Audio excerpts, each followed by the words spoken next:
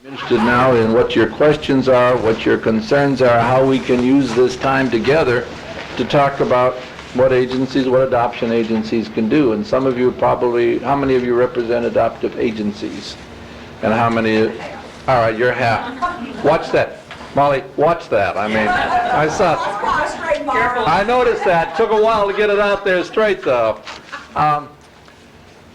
So what I would like us to do is to talk together with each other about what it is you think agencies can do, what it is you think they should do, what it is your agencies have done, where we are, how we can use the energy that this conference is going to generate for all of us and our knowledge, our shared knowledge, to think about what needs to be done and what can be done. So it really is an open-ended sort of thing. I think that it's your chance to talk about how you see things, and our chance and my chance to share with you what it's about. I think I have had an alternate title for this presentation, which I decided not to use, and that is How to Live to be 141. And that's because the agency I'm with is 141 years old. So that suggests to me that it must have some ideas or knowledge about how to keep changing, because nothing lives to be 141 as you designed it. And in fact, our agency was designed, came into business as an orphanage in 1849. And if you recall, the great gold rush was taking place and people were moving from the East Coast out to California to dig gold. And Chicago and Kansas City were the two last stops before the big trek west. So the little Chicago, which had only been in existence itself for 10 years or so, suddenly found itself with a really enormous new population of migrants, gold seekers, pioneers pushing west. When they got to Chicago to be re-outfitted and everything, they stopped off and caught their breath, and they were basically nuclear families. It was mother, dad, and the children. When they got here, they put an enormous burden on the sanitation system and the water system in Chicago, and there was a cholera epidemic.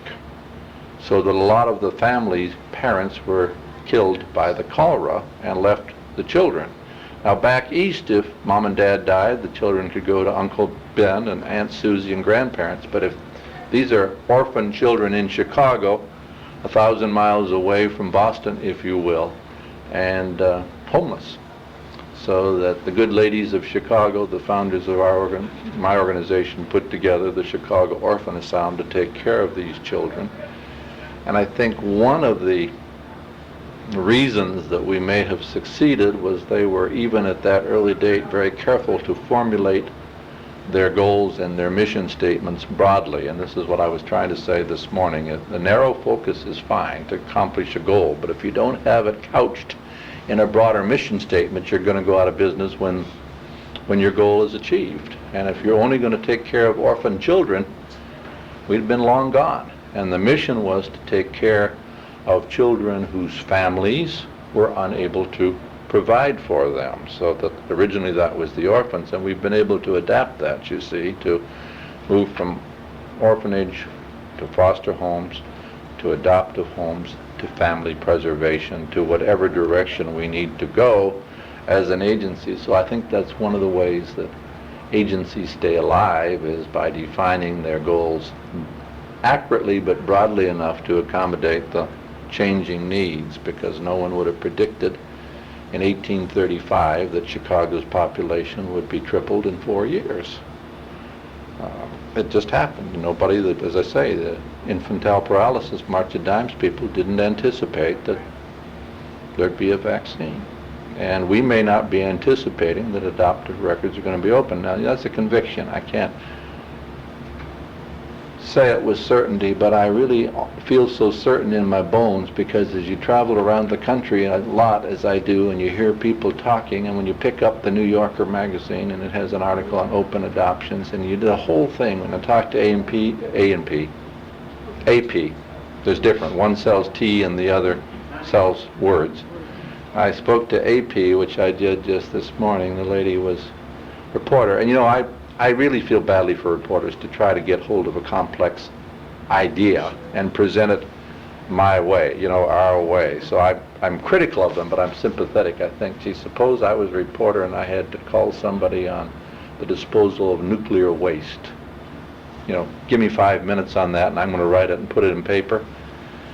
Hopeless. And I'm sure open adoption or open records staggers these people the same, but this lady was saying, I don't understand if the child is placed in infancy that there'd be any bond to the birth mother. You know, that idea. So that was the singular idea I was trying to help this lady understand today. I don't know whether she got it or not. I hope she did.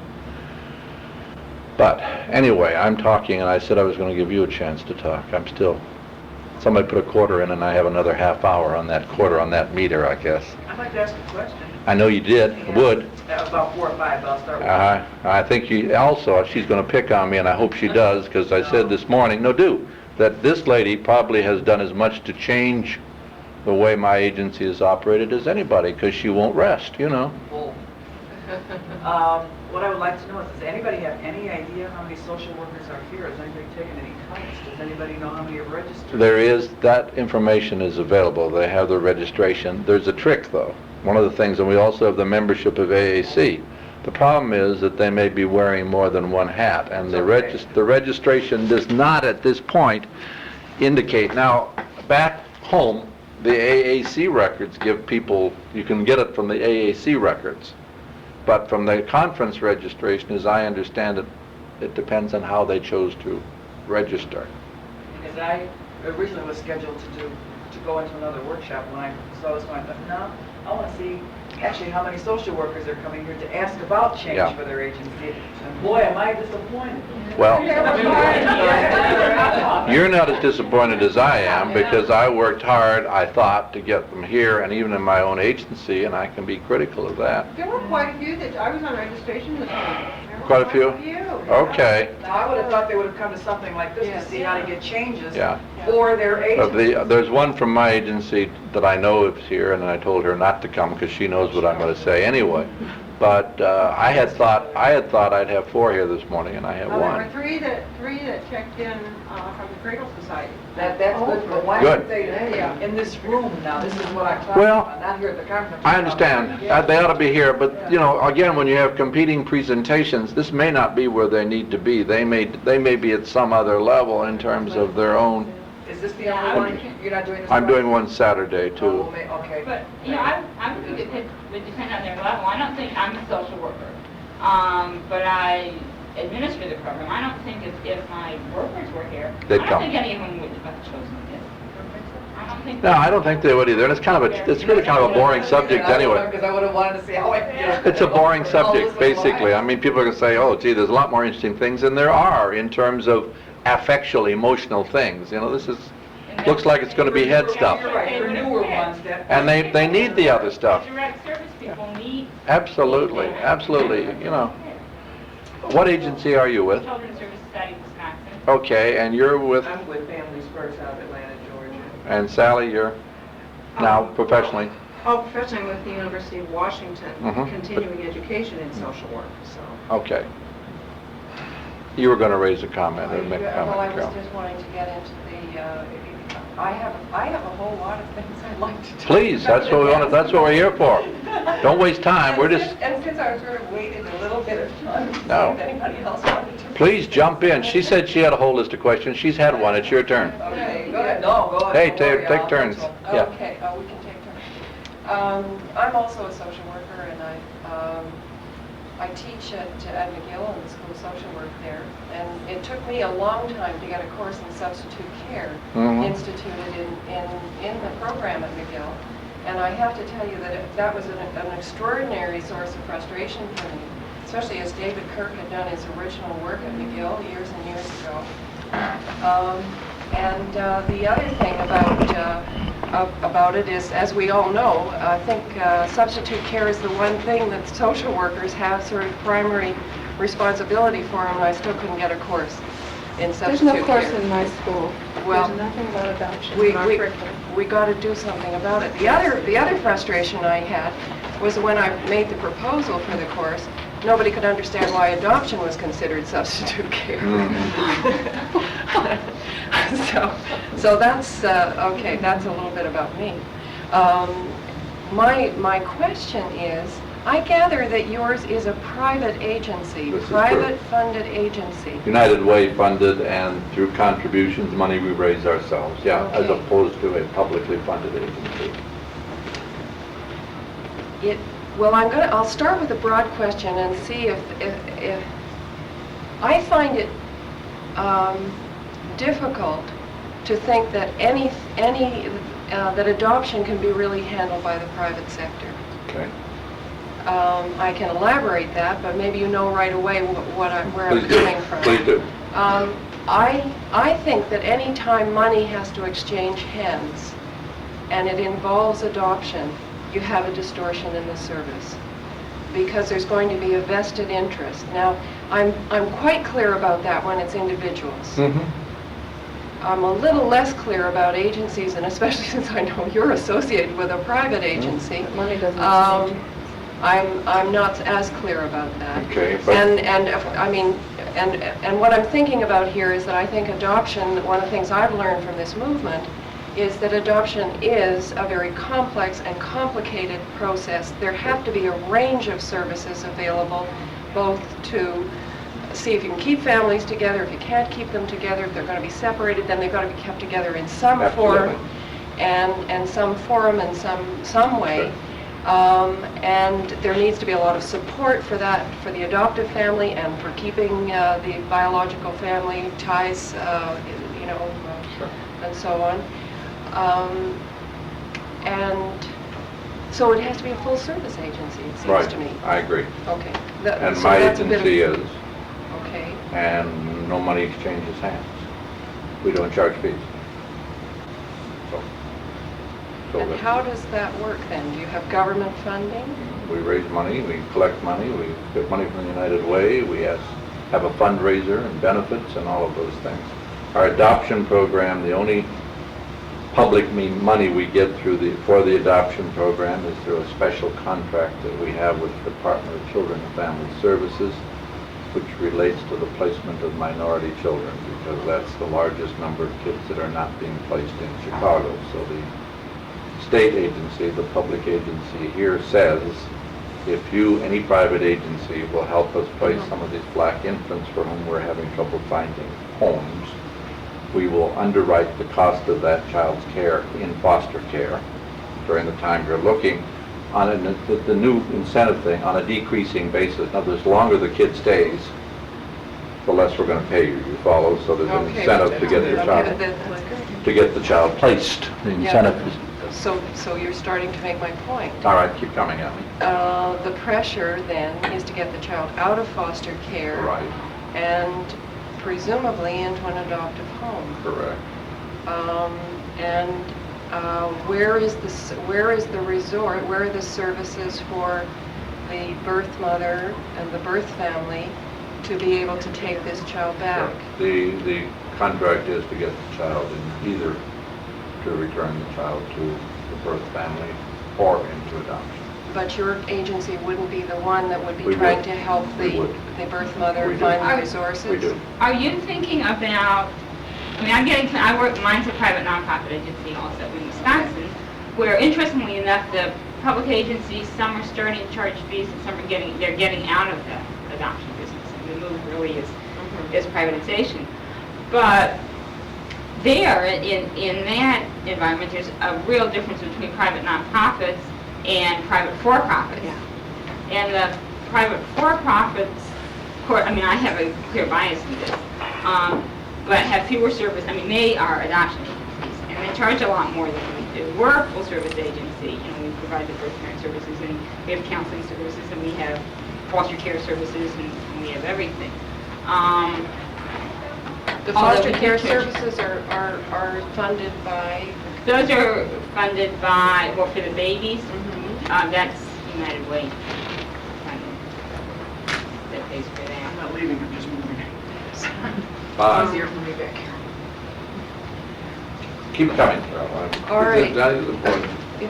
I important. hope this is, it's something that I'm trying to tease out and Yeah, understand. please do. Okay, if it's private means that there has to be okay, we have to then look at the sources of the funding. And we have to look at whether or not the options are presented in such a way that there is no coercion via the route of the funding Absolutely. for that the appropriate thing happens. Right. What I would worry with diminished, no, I think children should have continuity of care and should have permanence and so on. So I'm not for getting them out of a temporary foster placement. I would hope that they do. But I'm wondering if the equal pressure is being offered and put in seeing if the family can be rehabilitated in some way so that they can resume the care of the child. That would be. That's a good question, and I can only say I hope so too. I think I agree with you that I think private is an uncomfortable term. I think I like voluntarily supported better. That my agency is voluntarily supported. It's supported by voluntary contributions from the public through United Way, from individual donors who feel like we're doing something worthwhile and they want to give their money. We do have some state contracts for certain services that we provide for children for the state. We do have some foundation grants. It's a collection of money that our board puts together in order to operate our program the way we think it ought to be operated. So that No, but you see, now let me try something Keep else. going. Is this an adoption agency? it is a child welfare agency, or as we are trying to get the term changed and it will die hard, I'd like to call it a family assistance agency or okay. family support All right. agency. Okay. Not a family agency, a family support. See, it depends how you define things. I think if you define it, in my agency, we try to define adoption as a family support program. The first line of supporting family is to help families stay together. If that You've got becomes... respite care, have you got home health, have you got supplementary Either allowances? we provide these directly or we have a You can network waive of that, services you've got a of way of getting doing it, okay. We are in the family preservation, the programs, Okay. we have one of those. So that we're trying to do all of the things we can to keep families functioning with children in there Right. with the birth family. Right. The second level is in the extended family. Yeah. Birth family, the parents who give birth to this child cannot, then what is the viability and the possibility of supporting extended family? The third level is what I call society contrived. This is not public. Society invented extended family or foster family care. Because I view foster families as an extended family for birth families whose own extended family is not working right. Yes, yes, I do. And again, like with most extended family, the plan is for temporary care. Child's having problems, family's having problems, you spend some time with Aunt Martha or with the parents. Child doesn't have that extended family, then the society provides it through foster care. Then the last level of family support is an adoptive family for those families who themselves cannot rear the child, whose extended family cannot rear the child. Then the society provides the additional family, the adoptive family, but it never takes away from the child the birth family. I mean, the child always lives in both families. What it does is legally transfer the responsibility, parenting responsibilities to the adoptive family. Yeah, so far I'm with you. Okay. Can I ask now one Please. more question? Please. Okay, all of you jump in. Yeah, This jump is in. Youth protection, do you do any protection work? What, by that term, what do you Well, mean? I'm thinking about the families where the placements may have, I'm thinking of any Sure, families sure. where children are abused and neglected, but I'm Sure. also thinking that pulls in a lot of families where the placements have gone wrong. Sure. And It's your if post your, placement. and if your agency isn't if an agency Mhm. that does placements and adoption does not have the experience of seeing the effect of some of their placements, Sure. are they really experienced enough? Are they really, really strongly enough committed to, do they have the knowledge and the Sure. experience they need to make the placements if they don't see the And results this is of where those? we are now, my agency. I think we have been gaining that. We've been having, say, at one point, I found a policy in my agency that said once a family has been established by adoption, our agency's responsibility to that family ends. Because we do not want to intrude on the integration of that child into the new family Therefore, if that family calls us and says they're having problems, we say, we're sorry, and let us refer you to someplace where you can get help. And I thought, this is a deplorable policy, and I looked up the date and name and I wrote it. Because that's where our agency was 20 years ago. Now, we have in that time come, I think, full circle to recognizing that the agency, in a sense, is always a backup system, or should be available. If not to provide the direct service, at least to be the first level of involvement should the family contact us, or should we know about it, in terms of sorting through whether we can do it or whether it's more appropriate for somebody else to do it. But we have a continuing responsibility to stay available to families that we put together by adoption. And what I was saying this morning, we've been doing this for 3 or 4 years, but it's not been a funded position Yes. in our agency, and I expect next Tuesday, all goes well, the board will vote this as a funded position. Gee, That's can where we all are come now. and sit in? Well, here and then there, go ahead. Your name is and where are you from? I'm Tina Caudill. I'm the founder of Adoption Identity Movement in Michigan, which Uh-huh. is our oldest group. Good. We started that in '72. So we've been around a long time. And just along that same line of thought, I have worked with the agency I was personally involved with, Catholic Social Services in Macomb County, over the years. We've helped them with their adoptive parent training classes by providing speakers from the triad out of our group. And one of the things I've been trying to help them as far as changing programs there is, just like you said, keeping in contact with the adoptive families after the fact. And I told them, I says, how will your adoptive parent and now the grown adoptees or your birth parents know any services are available if you never contact them? So we had tossed around an idea of maybe sending out an informational letter a year or so ago, and we were going to have our, since they didn't have the funding to do it, we were going to do it on a volunteer basis for them, just to let them know that post-adoption services are now available. Birth parents can come back to the agency. And true, it would be more difficult for them to get in touch with birth parents, but a lot of the adoptive parents are still generally pretty much in the same places, so they'd have a better response with them.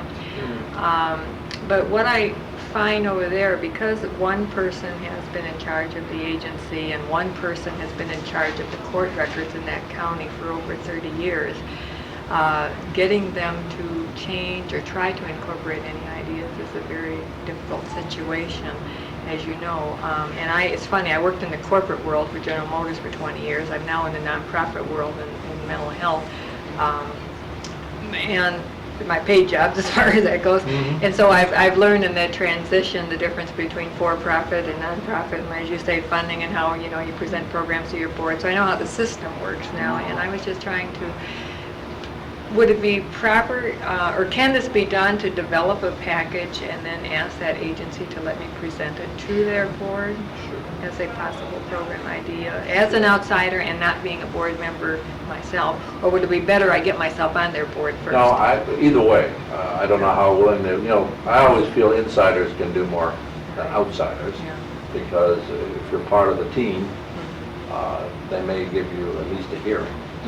But I think either is quite appropriate, and the question I would have is, do you have any allies? Who would you speak to? Well, it's there? funny, every time they've changed adoption supervisors over there, I've sort of gone in and trained them, because what surprises me is how they bring people that have their specialties in gerontology and make them an adoption supervisor over line workers that at least have had some clinical experience, That little, thing always throws me. So the last two they've had there, I've trained, you might say, and then the one, the former one that moved to a different agency, I still keep in touch with. Well, see, I think your alliances that are basically the key to effective. I was thinking of developing the Michigan Adoption Coalition, basically in southeast Michigan, within the Detroit area where I'm from, as a starting point in conjunction. AIM works very closely with Lutheran Social Services, and we're co-sponsoring a conference this September, and I'm going to possibly use that conference to spearhead a new coalition for the state. I think that's a good idea. And because we, with our other group leaders throughout the state, we're getting some good feedback, and I think it's probably the next step for us, and it might give us the inside track to helping develop some of the new programs. See, I guess I really believe in the yeast theory. If you've got a little bit of yeast somewhere, you find a warm place to put it and let it do its work. And I'm looking for fellow yeasters, and I make my alliances, and that doesn't mean that I will You know, you have to be a little careful with whom you ally yourself. You know, there are certain people in the adoption field whom I will be on the same program with and serve on the same podium, but I don't want to work with those people because we're too far apart.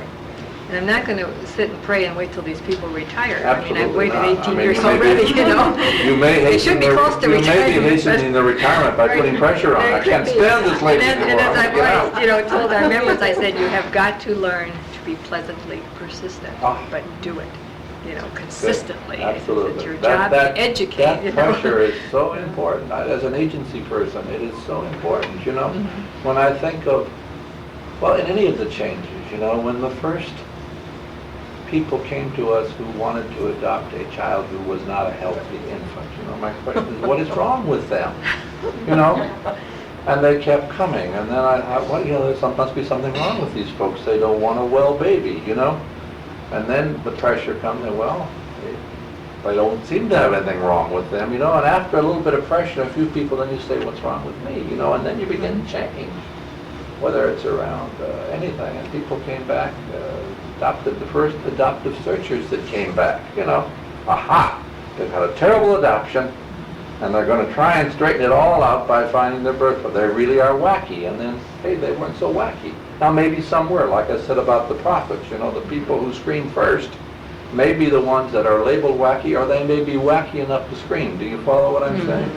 And that's all right, but you don't then want to, you then begin to, so that pressure then generates within yourself the question. You were going to raise, was it Molly that was? Well, I was going to comment on what Carol was saying. Yeah. We talked a little bit about this last night, and I didn't get around to this.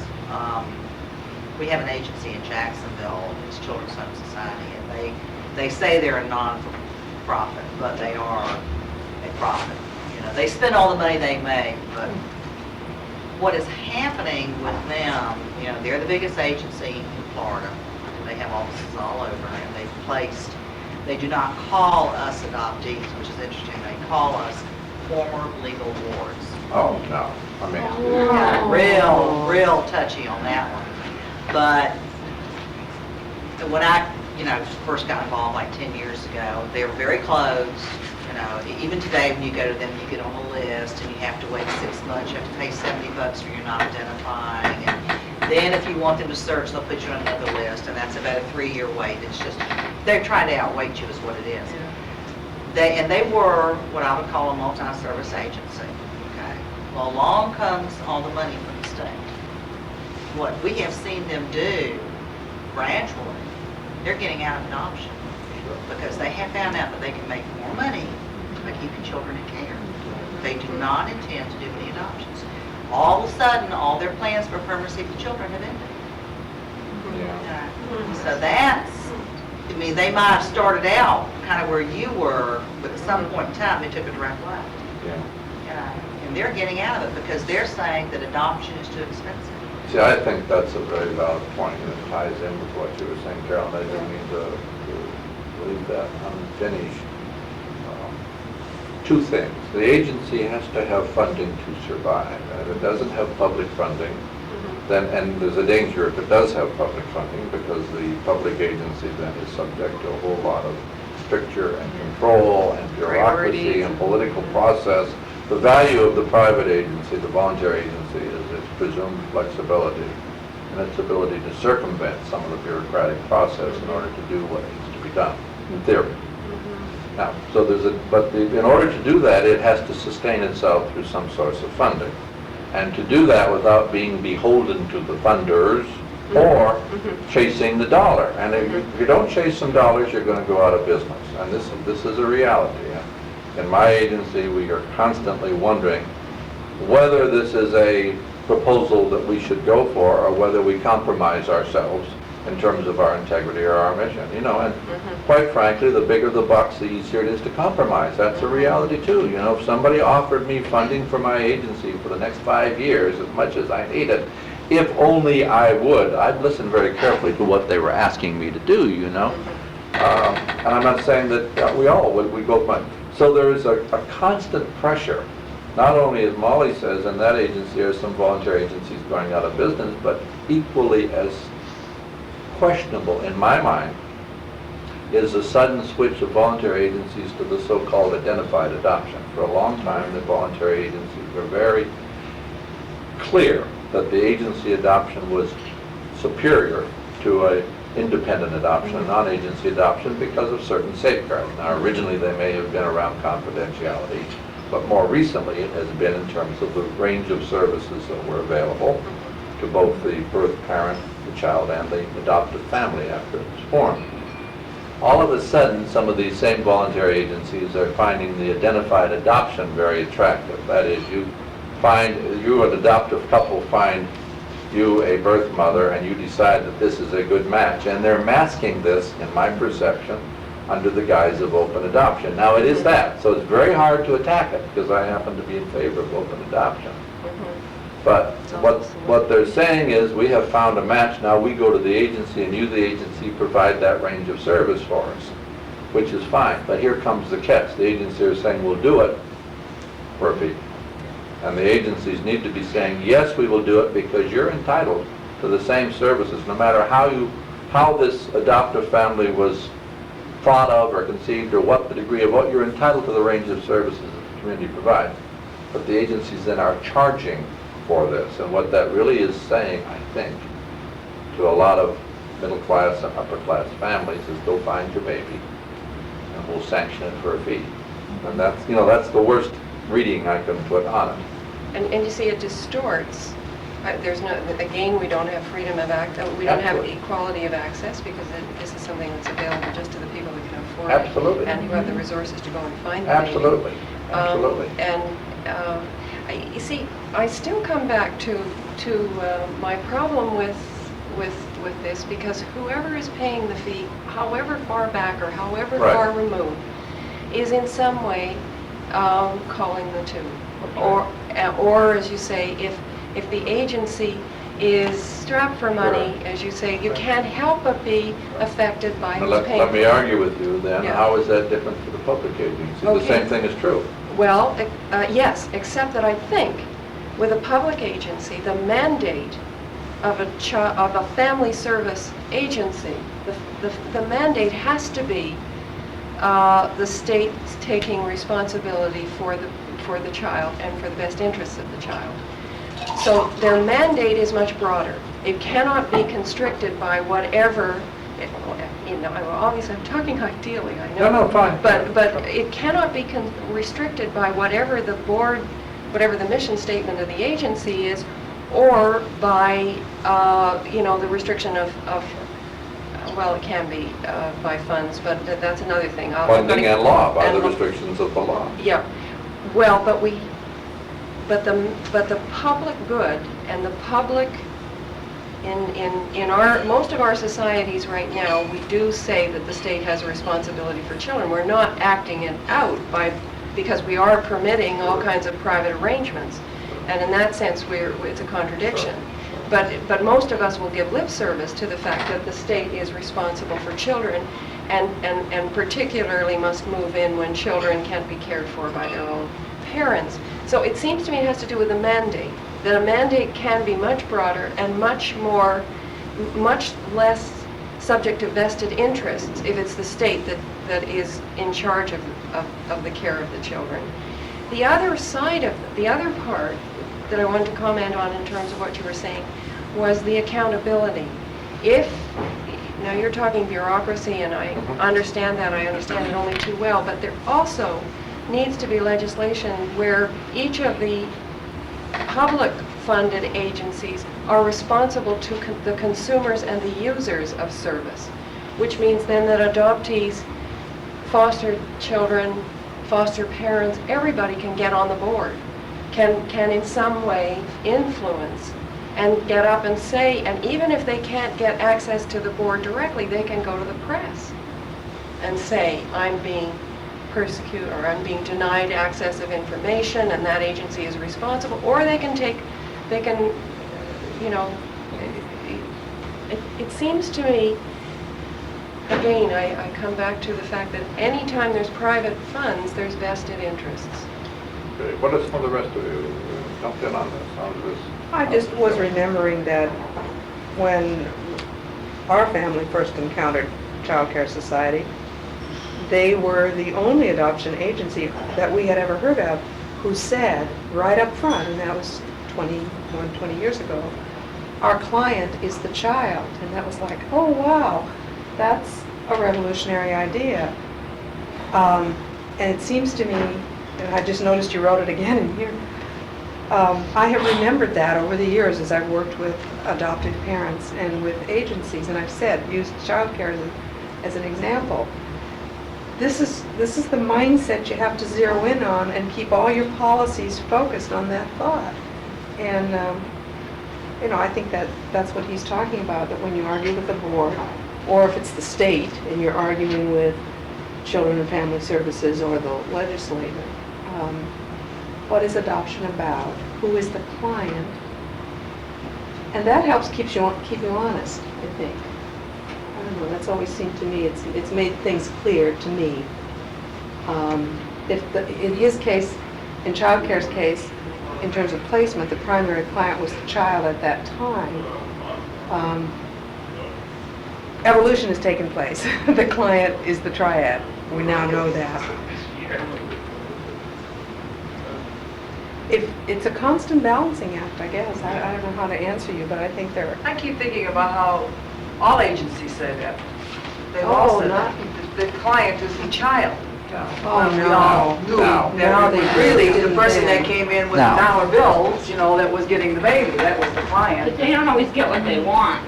I mean, and we have lots of angry, well, I mean, they don't say angry to workers, but not real happy perspective for people who wanted to adopt out there, who came, Thinking they were the got, asked for a service, paid for the service they got, and didn't get the results they wanted. You know, so it's not an automatic, you're the adopted parents and you're paying us a fee, and so we're going to say you're wonderful and we're going to, you know, say this adoption is great and you can have a baby. And I know in our area, those people that are the ones that are forming the new for-profit adoption agencies. Because they've been frustrated not being able to get the services or Are the 5-year forming waiting list. We've had 2 open in our Detroit area within the last 3 We years. have a lot of for-profit ones forming, and they're mostly being formed by social workers who leave public and nonprofit Well, our agencies. 2 are and decide formed they by don't adoptive need- parents. Yeah, but you know, Carol, I mean, They it's decide they want to make some money, is that what you're saying? in the public arena too. I mean, let's face it, Ken wouldn't have a job, you know, if there wasn't adoption going on. So and I know in Florida, it is a bureaucratic mess. He wouldn't have a job? Well, no, okay, but he's private, but if he was in a public agency, he wouldn't have a job. You're talking about the public versus the private stuff. I mean, it's just like people who are talking about the people at the triad who charge for search, they have a vested interest in us not having records open. Some of the social workers, we look at it that way too. You know, I mean, in the state of Florida, the bureaucracy under Kohler is so awful.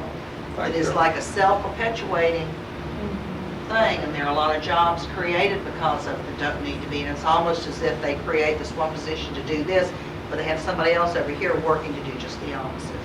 And it's like, what are you people doing? You know, See, so there's, that's your yeah, public. I think the issue of private-public is really a very complex and a very valid one.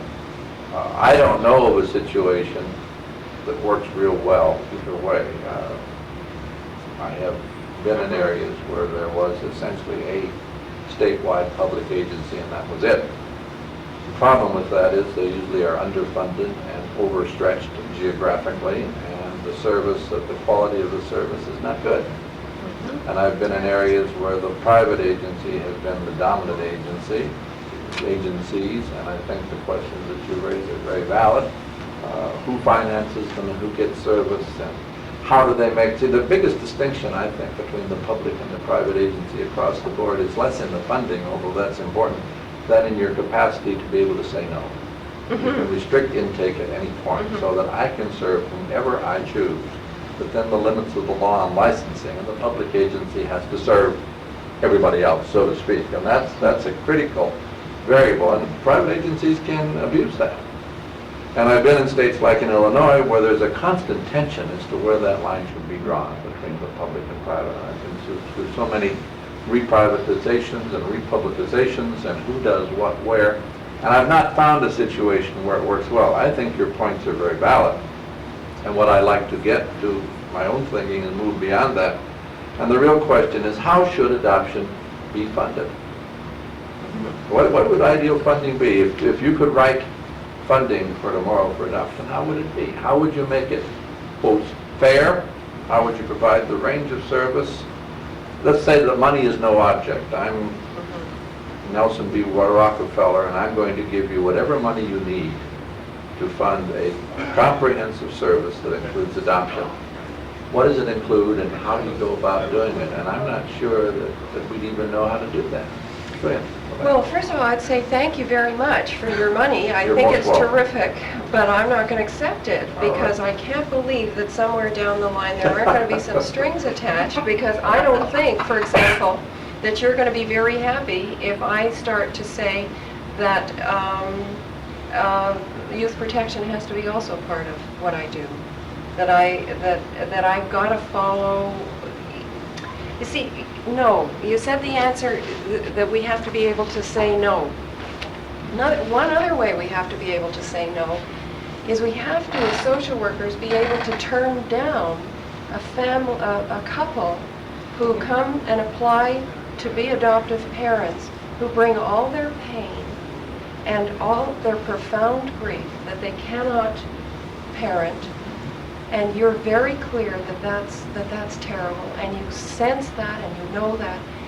But you've got to also know from your years of experience of working in the field that you've got to find extraordinary parents to look after someone else's children. It's not just a job that it's not a routine job. They have to be very special and very, very gifted and skilled people, I think, to be able to look after somebody else's child. Because, they have the whole complexity of sharing this parenthood with another set of parents. They have all the problems that are going to come because these children are adoptees, so that there's a whole set of circumstances that have to be factored into their upbringing. Plus, many of them are damaged children. They come quite damaged into care. And so you've got to know that when you're doing intake, when you're doing adoption home studies. And I think that you need the experience of seeing adoptions go wrong to be able to say to that couple with a lot of conviction, I don't think you'd be suitable to be adoptive parents. So Nelson Rockefeller's not going to understand that if I say to him, yeah, and he's going to keep saying, yes, but we're talking adoption here. And All right, I'm going to say, I'm talking... Let me tell you, you just won the lotto. You just won, we have a lotto in Illinois. I'm going to put you in the corner. You now have $1 million that you won, and you're free and clear to do whatever you want with. $1 million's not much, but say that's enough to handle whatever jurisdiction. I'm still trying to get at where the control is going to be and how this is going to be structured. My problem is not with what you're saying so much as I think there's a level of control either by the politicians and the legislators and the constituency, which in some instances can be as bad or worse than, because that money has strings on it too, and I'm a taxpayer. Yeah, but you're a There's a string on my taxpayer, so money. you have some ability to influence it.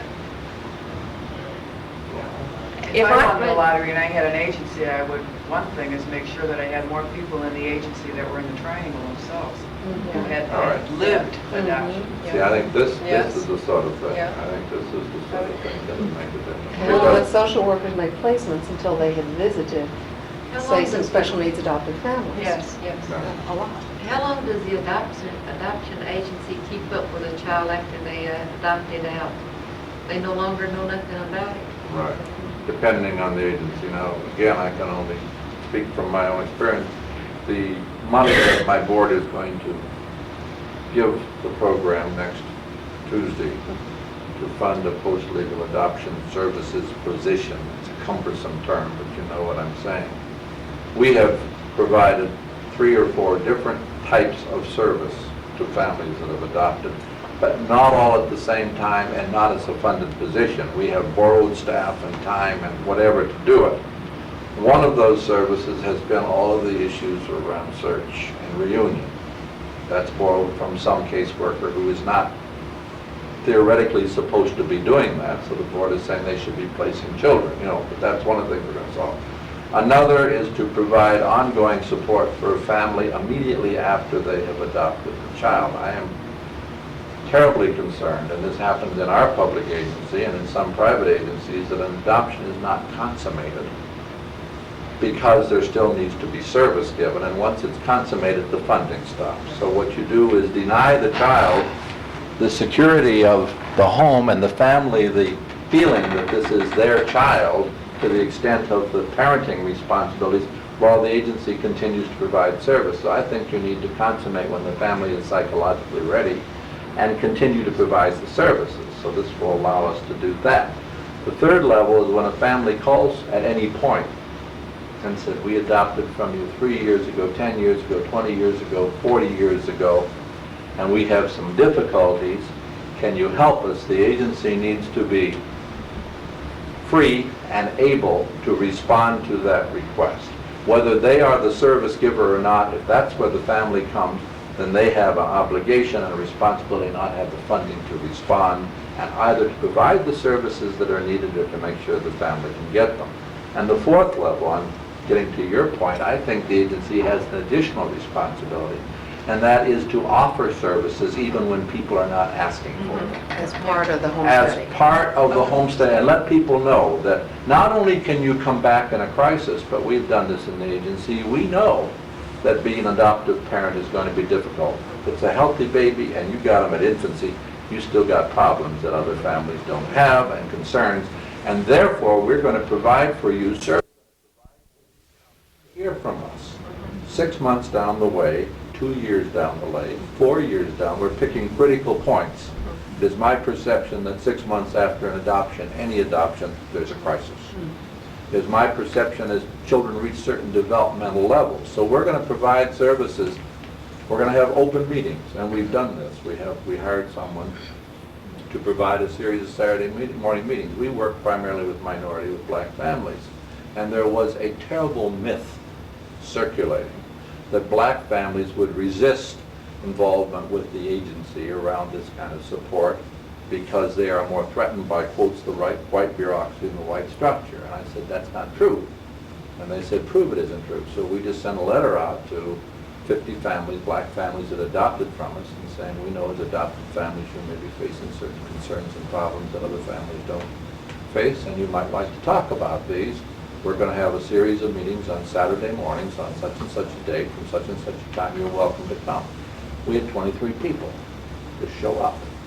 And these are families who were not experiencing acute crises somewhere, but who were burdened with the realization of what parenting and adoptive parenting means, and we're looking for help. And I think that's an agency obligation. Wouldn't they also be looking for like their own too, as far as just being with other Absolutely, parents? absolutely, absolutely. And that's one of the things we need to develop a whole search and support network, that is not specifically related only to search, but related An to adoptive support. parenting Absolutely. network. I'm, an adult adoptee, and I've been volunteering in an agency doing their post-adoption stuff for 5 years, and I'm about to be Paid? paid. Good. Yes. They're going to make an honest woman of you at last. All right. But we're starting the post-legal stuff, Good. and one of the things, we're going to do different things, but one of the things we ran up to immediately, they're a totally open agency, was, no, Molly, you cannot have a list and you cannot send out letters. How did you get beyond that? Because even though they believe that this ought to be available for people, they are going by the same tenet that says, once the adoption is Yeah. finalized, we do not keep a list. And that's the basic thing. That's- You used to say, Absolutely. at the time we adopted, we were pretending that you were creating a just like normal family. Absolutely. And we went away, and you had no right. That's right. And But we said now that, we're and you saying- said that. Yeah, we all said that. And we were all happy with it until we realized it didn't work. And so then when we discovered what was happening and that we learned by experience that adoption is a lifelong process and there are cyclical crises, we are afraid to come back Yeah, because you've told us that it's all going to be swell. Absolutely. And now, though, when you're placing, we're saying to families, you are entering into a kind of family which is different than other folks. You have predictable crises, you're going to need support, and this is what we offer. Well, I want to know what happened when you sent the first letter out. Well, Did people call up and say, what are you doing contacting us? No, we didn't have any trouble. I don't know why. We didn't, I think that may be a fear, a social work type fear. Our It's- agency did it's- that, and we had very good response. Yeah. And I've worked in 3 different agencies. Right. I've been in adoption 13 years. And I started out in a very liberal state of Kansas. And what we did was we went back into the files. We picked out all the people that had children between 0 and 5. Good. We sent them letters. We had very good response, but I worked in 3 different agencies. We provided post-legal services long before there started to be funding for it. Yeah. Like right now, it's the big thing to do. Yeah. And our family stayed in contact with us, and I was going to make that point when Well, you the ones asked that the stay in question. contact, that's no problem, Because, yeah. no, but they did it because the post-legal services were Yeah. there. There were also some services offered in front in terms of an adoption study group where we brought in members of the triad to speak directly to the prospective adoptive parents. And what we said to them was, after hearing from these different persons, you may decide adoption is not for you, and that's okay. That's It very won't be a important. terrible I think person, it's the you know, group. if you decide. Yeah, I think it's the group that you mentioned first, the parents who Yeah. had the problems because they were supposed to be perfect, would not come back. Those are the people you want to You reach. see, I think that's a myth, though. I think that this is a social work constructed myth to preserve our control and our authority. And it's like the same myth that birth parents don't want to be contacted. Now, we know that's a myth. The research, we have ample research that documents that that is not true. But that's still a persistent myth of agencies, and it was constructed by Well, I'll have the agencies. director call you and then that'll. Well, Give them the tape. yeah, I'm serious, that is a myth. There is no evidence that families who have adopted, even though they may be uncomfortable, as is the agency, about renegotiating, there's no evidence that they're going to be upset, angry, or any of those things. And I think your contact letter needs to acknowledge where you are. You know, that when you adopted, we may have failed to communicate with you. I'm making this letter up as I go. We may have failed to communicate with you the fact that we anticipated that as adoptive parents you may experience some things that other families have not. Our experience now shows that families who've adopted enjoy having an opportunity to talk with other families who've shared that experience, and we, the agency, would like to learn what your experiences are and share with you what we have learned from other families. To that end, we are having a meeting, blah, blah, blah. Now, I just made that up, but that's basically what I think we're trying to, times change. I mean, I don't think anybody needs to, apologizing is one thing, but I don't want to live on my guilt in the past. I don't mind apologizing for the mistakes I've done, but I did not maliciously tell Sally when she adopted, don't ever come back to this agency again. Out of my belief and hers, that was where we were. We're not there now. But actually, it was our particular kind of adoption, you treated differently. I agree. And you were ahead of yourself without realizing That's right, it. that's right. Because you said, you are adopting a biracial child. Sure. You are entering into a Special different kind of special relationship. thing. Yeah. And therefore, we think it's important Yeah. for parents of special needs children to get to know each other, And so you set the stage Yeah. for... But had you adopted a healthy white Matching child, we child. wouldn't have said that, because we were doing it because of what we saw was clearly a particular problem, the biracialness, or what's clearly the problem, a child with some special needs. And what we're now saying is that adoption generically introduces a new factor. I like to say it's like a prism, a new prism through which you look at life. For the most time, you may get some glorious rainbows in it. Sometimes it's going to refract that light in all sorts of weird and peculiar ways. Hey, let's talk about that. We need to learn what those ways are. You need to learn from other folks how they've handled it, and we need to know so we can tell other families some of what they may be getting into and how to prepare them better. I mean, it just makes so much sense.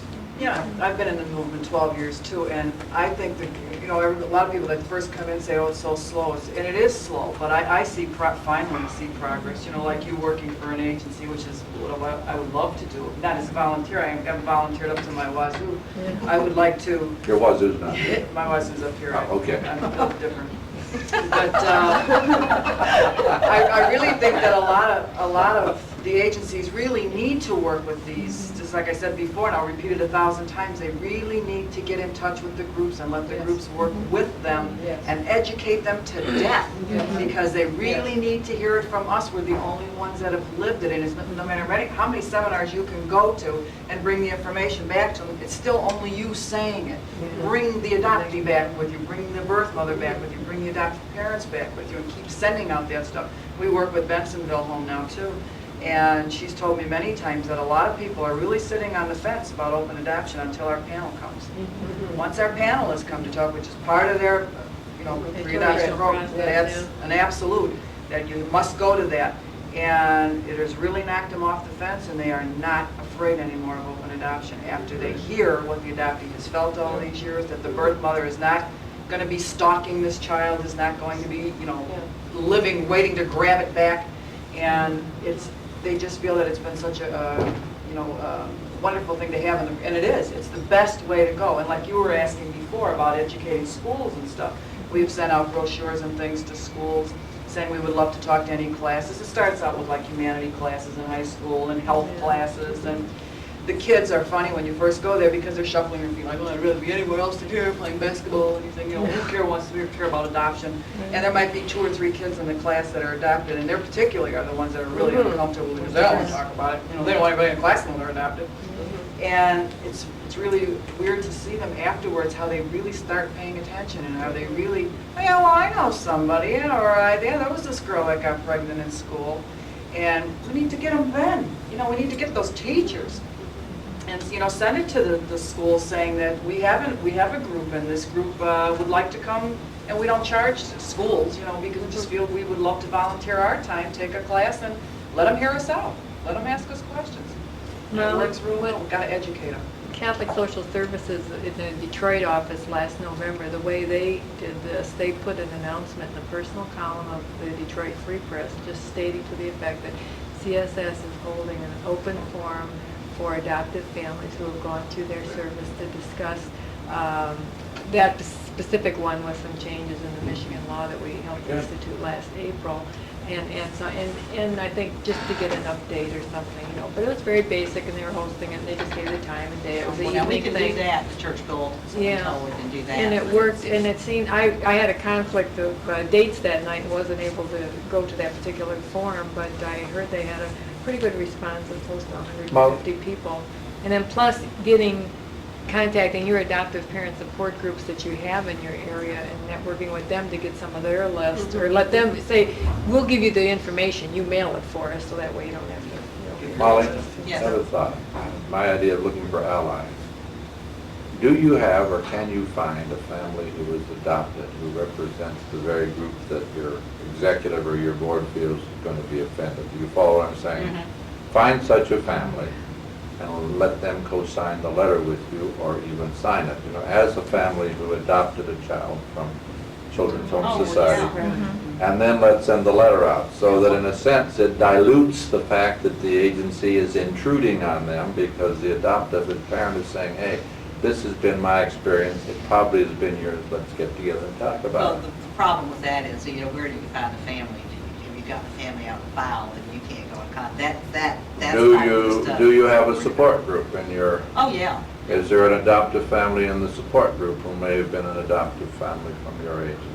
Yeah, but they've already made contact. I know what you're saying. All right, you can find somebody. Yeah. You'll find an ally. I'll find a way to do it. And that's a good idea, because it's funny with They our can still give a training, I'm getting testimonial. the same parents I It's talked to been 5 great. years ago are now getting their second placements, and just how Yeah. their attitude changed in 5 years. And they'd be more than willing to sign a letter like that, But Carol. it's just But you funny. see, this is how the $1 million can be used, the lotto, is you really can put it into, maybe, could we divide it in half? Do what you want with it, it's your money. Yeah, half of it could Give go... it to the groups. Yeah, that's right. Half of it could go to, I think groups is a key word for me. I think groups are very essential in post-adoption services, bring in all kinds of mutual aid groups, for example, parents that are going through some of the issues that have to do with special needs, that have to do with just adopted, plain issues to do with adoption. But then all these educational groups that can go out into into the schools and out into the community. And also, of course, are the groups that would educate the new prospective adoptive parents. You know, you have to have those groups of triad members address the prospective adoptive parents so they can put faces. Sure. Oh, I think what Barbara said about that is so important. So how do we use the money that way? And I think we just put it into government-funded agencies as a special fund. I see why the money scares everybody too, even as a group. You know, people say, why don't you get a grant or something like that?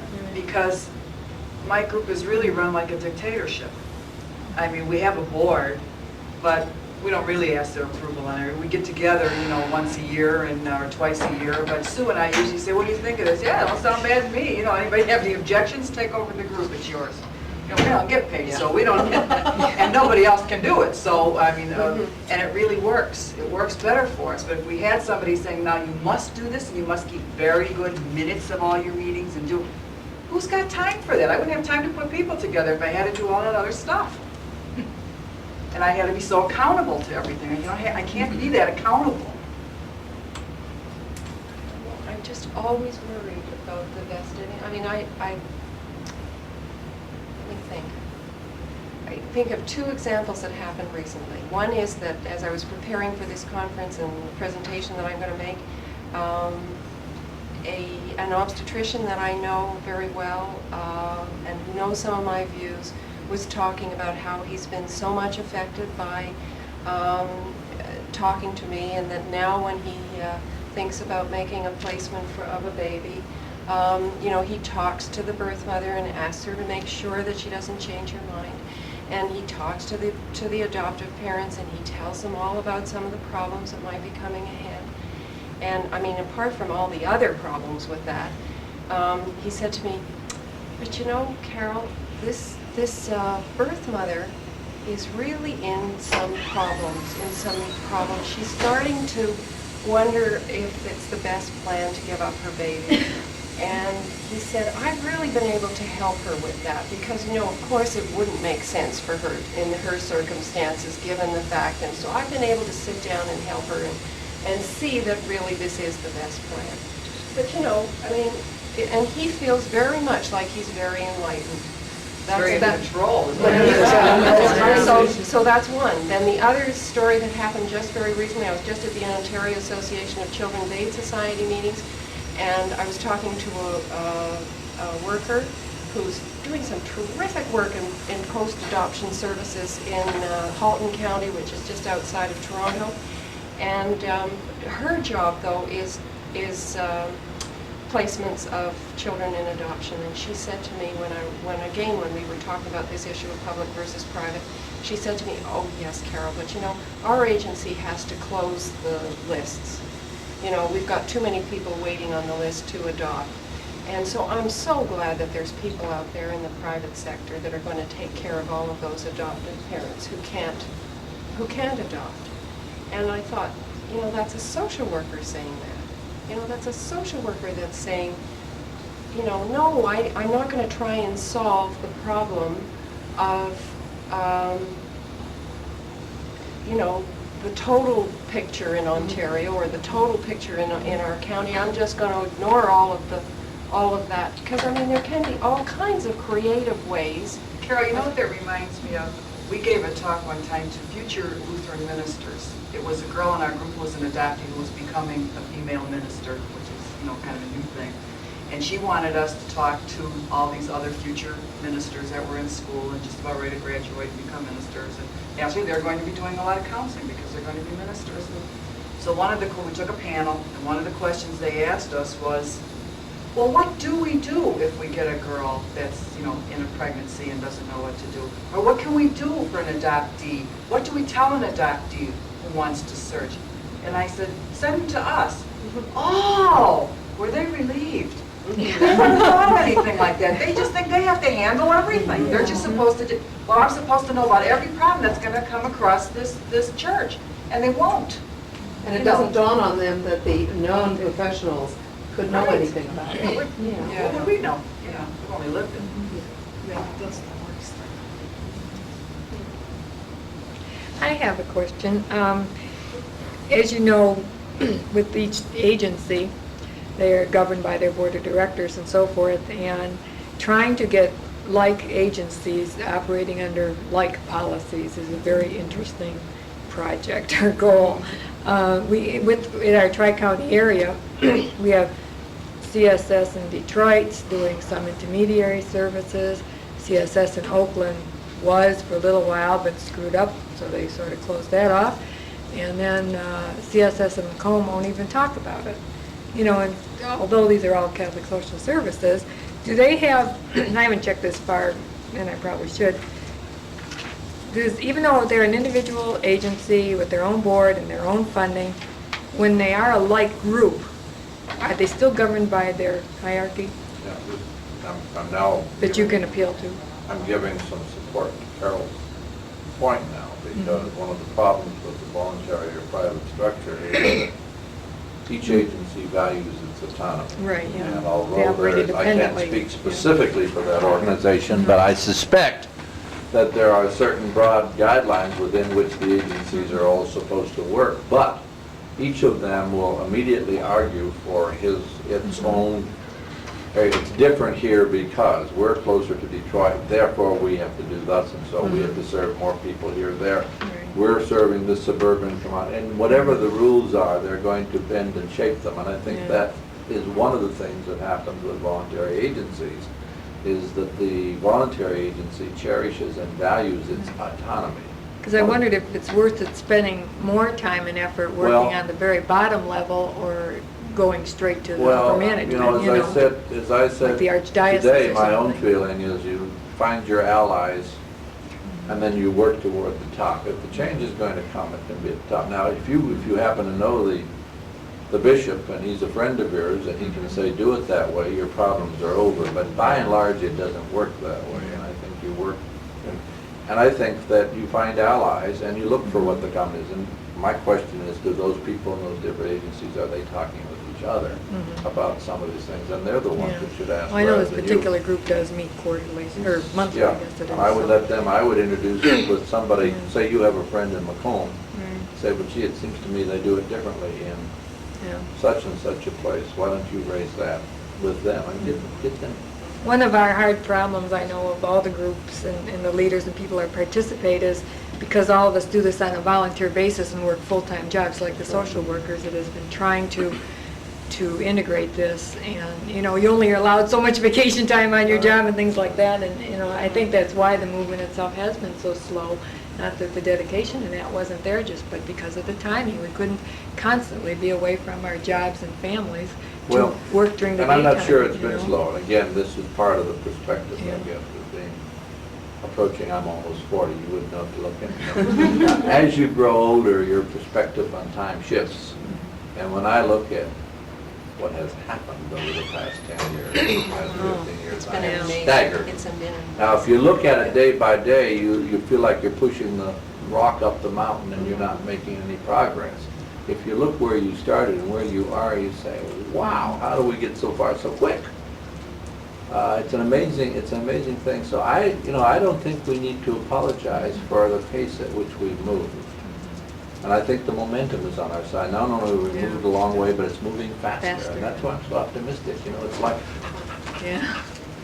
I was just going to bring up something else that was recently requested of Truth Seekers is by one of the agencies, and asking if we would train their agency people to do intermediary work and make phone calls and contact things. And Sue had called, and the board, Sue and I, and she said, what do you think? I said, absolutely not. And I'm not so sure they were pleased with that, but I don't feel that it's right. I feel that if we do that, we're allowing them to do the same thing as we're doing with Control, registries. yeah. Let's put it back in the hands of, again, the adoptees and the birth parents. I do a lot of intermediary calls, a lot of very good intermediaries, and it's because I'm a birth mother that I can call another birth mother or have the adoptee choose to do it herself and at least train her to do it. I don't want a social worker to do it. And then another thing, that's another thing that we might someday be able to get paid for, that they're going to take away from us again. See, I- And we really have the expertise in doing I it. think Ken you- has heard some of my tapes. He says he's never heard anybody work so hard in their life as I do when I make an intermediary I call. think you put your finger on something, and social workers in the room, I think you'll agree with me. Part of the reason why we go into social worker is voyeurism, part is altruism, and part is control.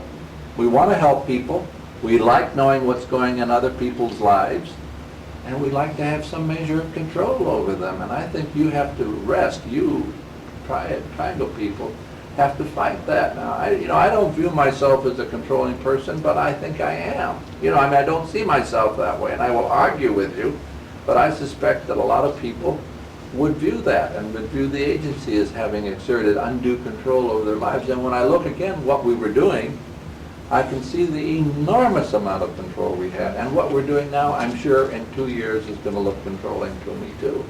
And I think you have to arrest that control. You have to fight the agency's control. I wish the agency could talk to the adoptive parents about stop pushing their birth parents out completely. And I tried to communicate with my son, just being friendly Sure. and getting along, and his birth parents has pushed me out completely.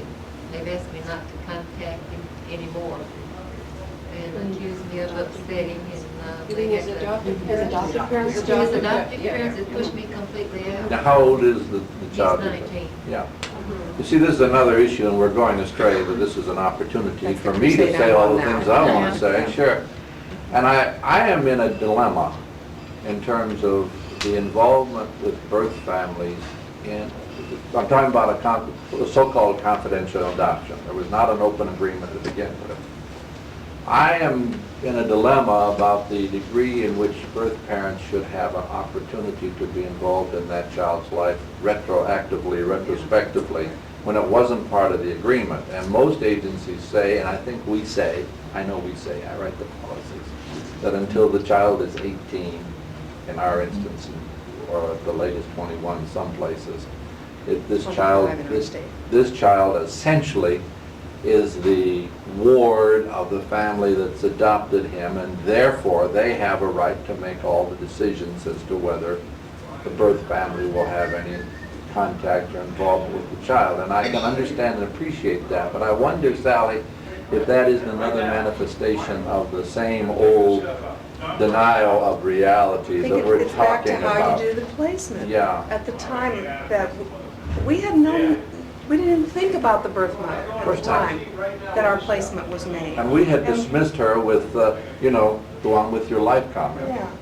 And it wasn't until I met birth mothers, our children grew up, we began to get some sense about what this is about. In our case, we're dealing with cultural and ethnic heritage too.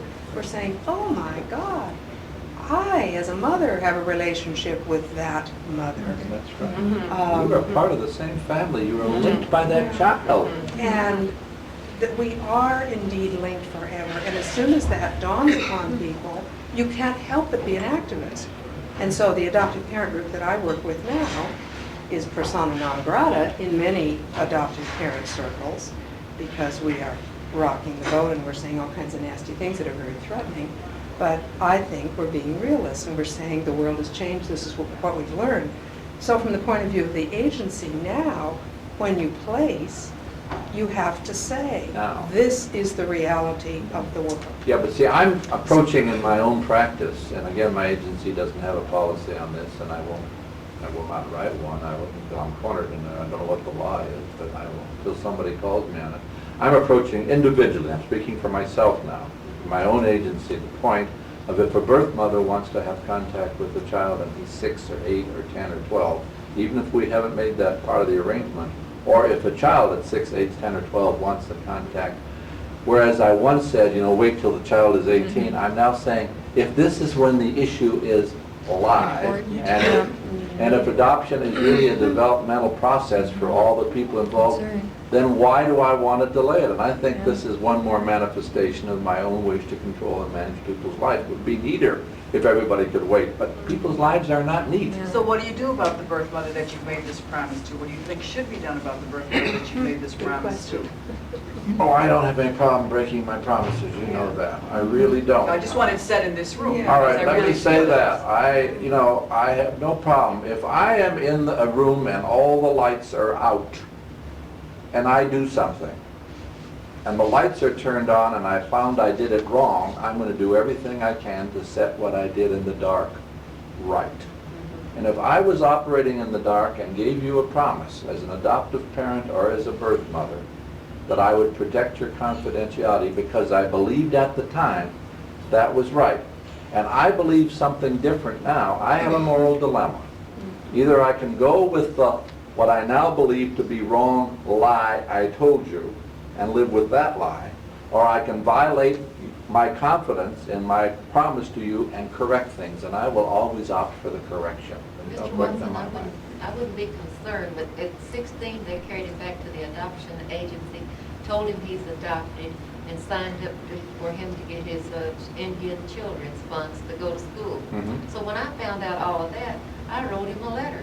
They withheld the letter, and she wrote me a letter asking me not to contact him anymore. I talked to him for a few minutes on the phone, and she called the agency and said that I upset him. And it costed her Sure, when she got upset, he got upset. Sure. You see, and I would like to control those adoptive parents' response, I can't do that. But I can control, at least in my agency, the responses. And I think that agency was unconscionable in taking that action. Now, you can think what you want about the adoptive parents or the birth parents. They're adults, and they will have to negotiate that, and they'll have to call each other names or become good friends, whatever. But as an agency, I should not, and I don't want to take the responsibility of doing anything to interfere with those pieces of that family getting together. I Ken, mean, you've actually had one like that, one of Truth Seekers. that's true. members. That's Yeah. exactly If true. he had told he was adopted, I was just let it go, thinking Sure. that he No, was we theirs. had one. We But had- but he knows everything, and I just wanted to communicate. Well, let me tell you the Yeah, one that just Barbara's explain it a mentioning, little bit because to it's her, a maybe. tragic case. It's a tragic case. This lady came and wanted help, and I could locate the adoptive family, because unlike many families, they were still where they were. It was an uncommon name, and they were still in the same neighborhood. And I wrote a letter to the adoptive boy, the young man. I think he was 18, I He think. was 18. Just I wrote a graduated high letter to school. him. Just I wrote- graduated. I wrote a letter to him because he was 18. And I wrote him and said, a number of years ago, you were adopted, blah, blah, blah. We've had contact with your birth mother. She's in blah, blah, blah. I got a call from a lawyer. The adoptive parents had opened the child's letter, had not shared with him the contact, had contacted their lawyer and told us to back off and get out. Because they Or never told him. They had not told him he was adopted, back off, get out, or they would see us in court. Now, again, moral dilemma, I didn't want to back off and get out, but I did.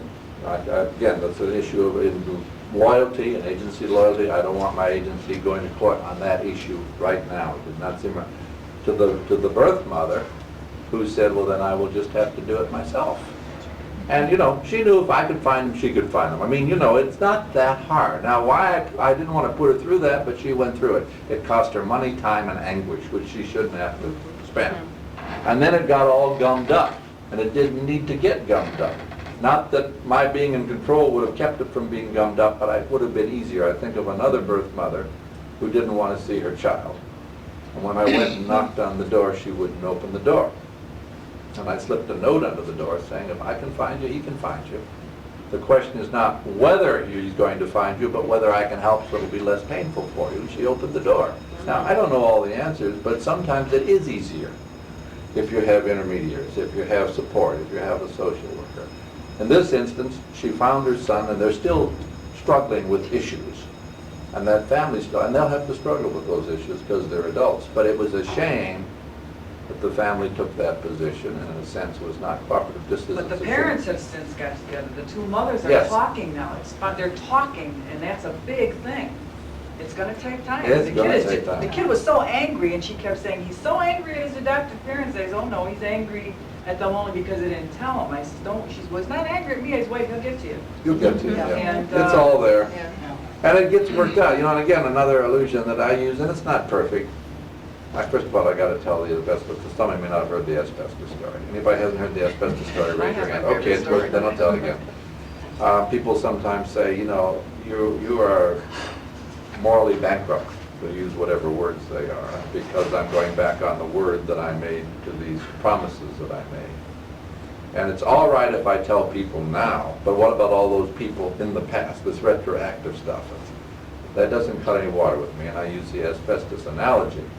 If I sold asbestos 25 years ago, and I believed then that it was the best insulation you could have for your pipes, and I'm now no different, I'm not going to sell any more asbestos, but that doesn't let me off the hook, because I know the people I sold the asbestos to. I not only have to stop selling asbestos, I have to go back and say, hey, what I said to you 25 years ago wasn't true, and I want you to know it wasn't true, and to help you with what impact that has on your lives, and that's the position I'm in. That's the position that the director of Children's Home Society in our town took. And said a very similar thing You've to got to. AAC at our regional, that our agency is committed to children. That's right. We did some things that we now know were mistakes. We are still committed to children, and as they grow up, and knowing what we know now, Right, we are right. saying we made a mistake, and we are going to change it. Share I these thought it was things with you. wonderful. Now, the other analogy is to marriage, that when I get married or when you get married, you automatically inherit a whole other family that you had nothing to do with, but through the marriage, you are connected to them. Now, you can pretend they don't exist, but they do. You don't have to get along with them or they with you, but you might. You might become good friends, and that might enrich your life, or it might not. Those are decisions that you are going to have to work out, and sometimes the in-laws become significant and marvelous and important people in your lives. Sometimes you can't stand them. For the most part, it's somewhere in between. So it is with the other family that you inherit through the child that you adopt. And those two families are just by law are linked, but they are more than linked by law because they are also linked by the relationship. So that when you adopt a child, those two families become linked. You can ignore it and pretend it doesn't exist, but it's still there. You can try to negotiate a relationship, and it may be good, and it may be bad, and it'll probably fall somewhere in the middle. So be it. That's the way life is. I'd say a perfect example of that is my own relationship with my son, which is 12 years old right now, and... Not your son, but the relationship. Well, that's debatable. The relationship is 12 years old, and he has recently decided to get married. And I knew when he was getting married that I would probably hear that I would probably not be invited to this wedding. And I talked about it with a lot of people in my group and hashed it all out, and they kept saying, oh, you poor thing, how are you going to feel? How are you going to do it? I'll be fine. I have no problem. I understand. I know this. I would counsel any birth mother, you know, if there's a choice, it's not going to be you.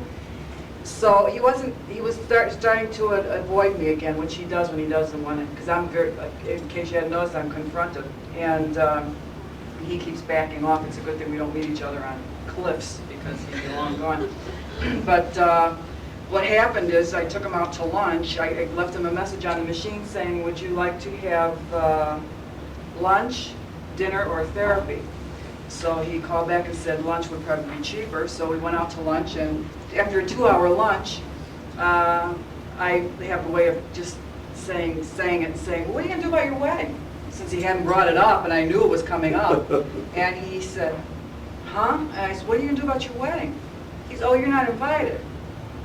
And I had talked about this for months, and when it happened, it was as if he shot me right through the head. And I had to leave the restaurant. And he was so stunned by my reaction that we went into a therapy session after that together, and then I didn't see him for about 6 months. And when I was recently in the hospital, somebody called him to tell me, so we are talking again. It wasn't that I didn't want to talk to him, it's just that we can't handle each other again for a while, which is well, the reason I'm telling you this long, lengthy story is it takes years to get this stuff together. And he's 37 years old. This is not a little boy of 19 here who is still, he is still just as committed to his adopted parents and not hurting them as your son is at 19. And I called him 2 days ago, and I said, and we had this long conversation again, which always gets confronted on my part. And he told me something that knocked my socks off. I could not believe it. He said, I'm going to tell you this. He said, but I don't want you to get your hopes up, or I don't want you to make more out of it than it is. He said, but I recently talked to my adopted father, and he said something about, I understand what your dilemma must be over this wedding. He said, I tried to think, what would I do if I was in this position? I'd probably be doing what you're doing. And he says, but he says, I must say that I really feel, since you've known her, things have really got a lot better for you, and it's been really good. It's, oh my God, 12 years for this man to say this. And if you'd really like me to meet her, you know, he said, I would. Now, I sent them a letter 3 years into our relationship, which the father said he would meet me, and the mother said she chose to ignore it, and he won't hurt her. And I was very upset with my son in the therapy session because I said, it's your fault that I'm not coming to this wedding, not theirs. I said, you should have had us together years ago. As you're keeping us apart. They're not keeping us apart, it's your fault. Because they do anything you wanted them to. You should have had feelings for his birth mother, you know. Well, anyway, well, yeah, but he hates when I put him in the category of adopted people. You start telling me about my faults, then all of a sudden you throw in, adoptees feel this way. I hate when you do that. And so I hate when you hate that, I said, because the problem is that adoption will never be out of our conversation because it's why we're together in the first place. That's right. Yes, that's all right. I have a daughter getting married, and I went down to see my birth mother and said, oh, let's go shopping and buy you a grandmother the bride dress. And she froze. She said, you mean I'm going to be the grandmother the bride? And I said, well, of course you are. You know, and she really, I mean, we're open. Yeah. You know, I'm a lot more open than she is. She's not active, but she really had a hard time. I mean, my parents are both dead. And so she would be like, you know, that grandmother the bride, you mean I have to walk down the aisle, escort her, and all? And I said, yeah. In front of all those people? Yes, that all knew your That mother, big red daddy, sign you on my know, chest. yeah, the blinking A, you know. So I said, Doc, you don't want to do it, you don't do it, you know. And she thought about it. She said, no, I think I'll do it. You know, I like Barbara's story both because I hadn't heard this last chapter, and also because it's something Sally and I were talking about before, is that there's an advantage to getting old and hanging in there, because all sorts of things happen that you would never have believed could happen. And as I started today, Berlin Wall, Mandela, Soviet Empire, but in our family lives too, kids grow up and change, and gentle persistence and availability works wonders. Well, gentle persistence has not been one of my assets. Not one of your assets. No. Well, yours is not always as gentle as some folks. That's The right. persistent It's more part like is a good. hammer. That, you know, that's true. I'll tell you a funny story. When I was searching and found my birth father, his last name was Rothhaar, which was very unusual. And I knew Midwest, so I picked the phone up, called Indiana, and got the historian of that family, you know, and Yep. found out he Knew was everybody. deceased, but found out there were children. Well, anyway, after I did all this work, I felt bad that I really lied to the guy, you know, so I thought, well, I called him back up. I didn't need to lie anymore, so I was going to complain, so I called the guy up and told him who I was. Well, he was shocked and didn't want to talk to me, wrote me a business letter. So every year at Christmas, I would send him like an in-your-face Christmas card, fella. You know, it just galled me that he had the audacity to think about me like that. So for every Christmas, I've sent him a Christmas card. Kids graduated from college and high school. I sent him all the stuff about me, you know, not a word. He called me the other day because he got a wedding invitation. He said, we're going to come down to Florida in January. You think he'd meet us in Lake City? You know, I mean, I'll be there. Chinese lawyer torture. Yeah. Yeah, really, that happens with lots of people. We hear lots of things. Like, Yes, you just we have do. to be Gotta hang in persistent there. and wait your time and just You hang see, in and there. that's with the agencies too, and I sometimes get defensive about agencies, particularly when I know we're doing things wrong. And we're trying to change them, I'm trying to change them from within, and people are saying, why are you still doing it? Well, you know, you can't always change as quickly, we can't change ourselves as quickly as we'd like, can't change our organizations, and can't change our society. But the commitment, conviction, persistence, you know, it's kind of nice to be 61 years old and see what's happening in the world and how much is changing. I love your story because I didn't know about that. last piece of it. Barbara and I talked all People the have time. asked me recently, they always say, when I'm on the phones, new callers are calling in and they'll say, oh, you found your son and you have a 12-year relationship? What's it like? Well, so that I don't have to tell them 12 years of experiences, I always say, I have a new thing now, I say, it's like magic. Now you see it, now you don't. Well, and with adoptive That's kind of what- families that are having troubles, it sounds Pollyanna when you say, keep working, keep hanging in there. People grow, people change. Time is on your side. We all grow and develop whether we want to or not. And if you wait and make opportunities available, things work out. Nothing's perfect, but things work out. And their adoptive parents are usually so different. I mean, my son's adoptive parents are very, very meek and mild people. And obviously I'm not. And I am such a culture shock to him because he's not used to somebody that's like himself, that just says what he thinks, and because his parents don't do that. They're very, very calm and they take things, it would take them years to do anything. They all think they're going to live to be 112 anyway, so they got time. So you're like this, you're a birth mother, you can't forget you were physically involved at one time with this child, and it just seeing him and nobody's doing it, just to hear him talk once in a while means something. So much. You know something? Even though it doesn't make you unhappy. I've said this 1,000 times, and I may even title this in my book. I don't know if I ever get the damn thing written. I always said that I really feel he is my son, but I'm not his mother. But you enjoy hearing him talk, even though it's not what you want to hear, don't He you? can come over it and dig up a hole in my rug, and I would enjoy it. I mean, he can do Yeah. anything with me. Has he done that recently? No, he tries to avoid coming over as much as possible, because I'm too in front of him. I should just, isn't it interesting how we love to share stories? On Mother's Day, we had something in our town that I had never heard of before. Children's Home Society, the agency that said, we made a mistake and we're going to do it differently, has started an adoption resource center in our town. And you'll hear from Randy Perrin later in the conference somewhere about it. They had a party, a Mother's Day party, the day before Mother's Day, and adopted mothers and birth mothers and some adoptees all came. And we had this big occasion. All the birth mothers had corsages. And as an adopted mother, I came with a bouquet of flowers and gave a flower around the room to every birth mother in surrogate for the birth mother I don't know yet, that I would like to say thank you to and honor. And people read letters and they read poems and we cried a lot.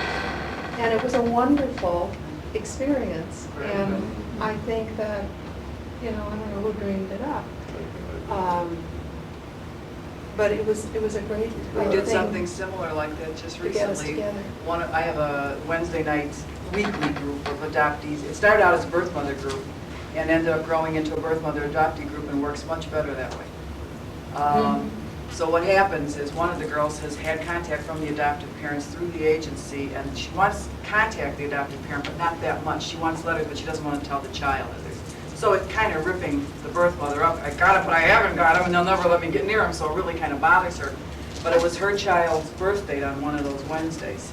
I believe that the birth mothers have really been put down by people, and the reason why the children are afraid to really come to them and tell them, well, we're blood kin, and I'm going to respect you and talk to you every now and then. The birth mothers must have been put down, but this can happen to anybody. I'll finish my story on just what happened with this. We didn't tell Peggy that we were going to do this, but somebody came in with one of those big balloons, happy birthday, and we all bought a birthday card for the child and signed it. She said, okay. Then we gave her the stuff, and she said, I was doing okay. Yeah. But she says, she's the first time I've ever really been able to, in some way, celebrate his birthday. And I will take this card and save it for him so that when I do, because we all signed it as other birth mothers and adoptees for his 13th That's birthday. nice. Wouldn't that be nice? That's a good thought. I hope you share that. That we ought, anybody who knows a birth mother, either formally, informally, ought to go out of their way to help that birth mother on the day of the child's birth. Because that Mother's Day and the birthday must be the two most painful days in that mother's life. That's the day that my son chooses to formally reject me. He usually does something on Mother's understand. He's a little I testy know on he that. needs to do More than a little sometimes. Yeah. Yeah. You know, the birthdays are hard for the children too, for the adopted children. I told this story last year. My niece, who I mentioned this morning, told me about 2 years ago that she'd never had a happy birthday. And the more her adoptive mother tried to make her happy, the worse it was, because the angrier she got. You see, the anger toward the birth mother, the anger toward the full experience focused on that birthday. And my sister, with all good intentions, would go out of her way and invite the best friends, and make sure you got the gift you want, and we'll have a party or not. No matter what she did had to be wrong. And it wasn't until my niece was 18 that she was able to articulate that to me and to her mother. You know, it's a very awkward time. Mother's Day is hard for the kids. I went to Because you get two mothers.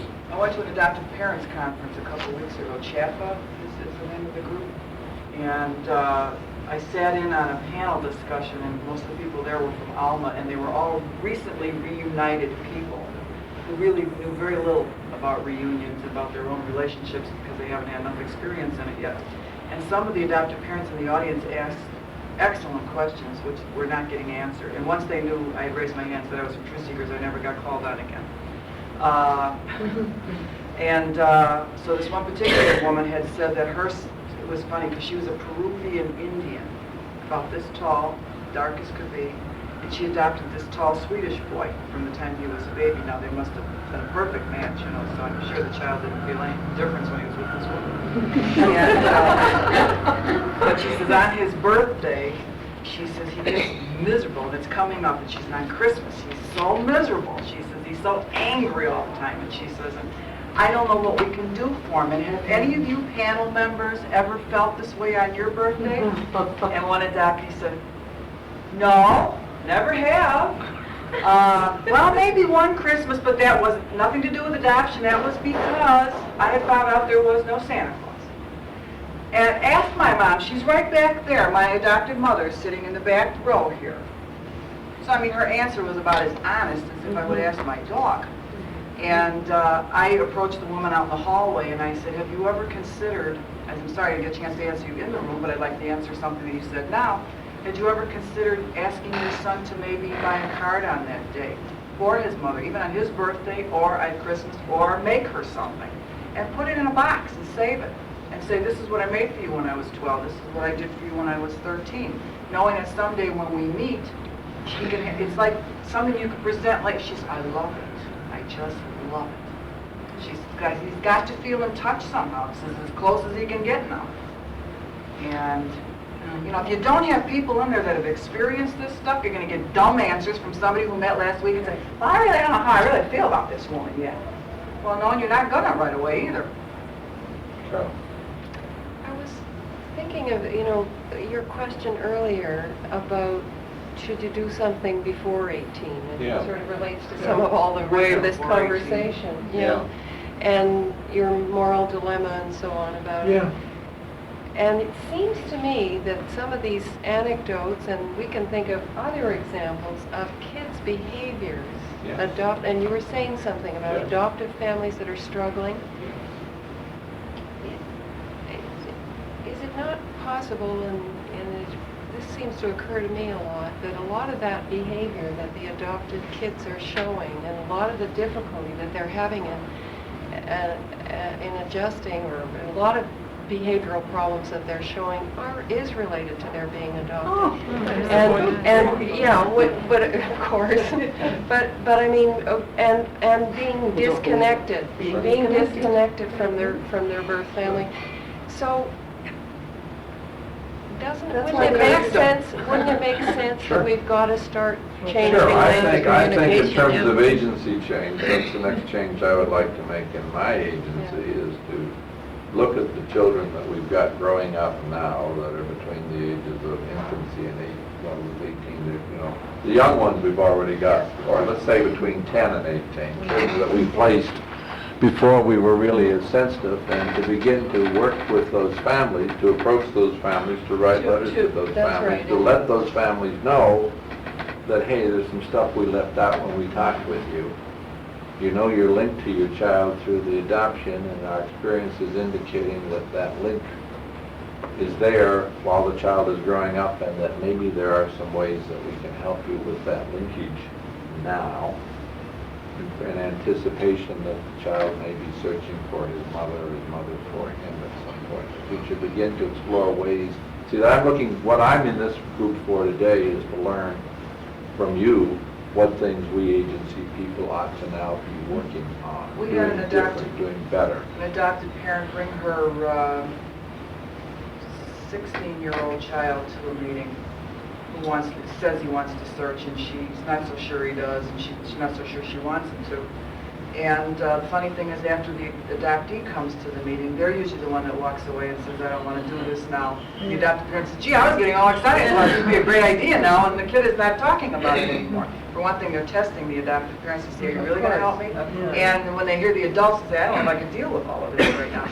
But I asked her, I said, do you think 16 is a good time for your son to do this? And she's, oh, no, I'm sorry we waited this long.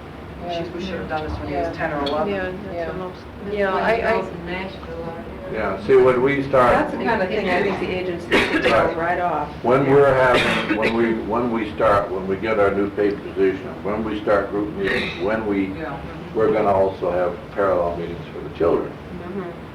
And then, that I would presume will That's where begin it's to gonna surface these issues, and then we will then be able to work together about linking up with the birth mother. Now, the ideal would be to have parallel birth mother meetings, or simultaneous birth mother meetings, and that would be more difficult. We have a harder time keeping track of our birth mothers, and they have a less investment in being in touch with us, the agency.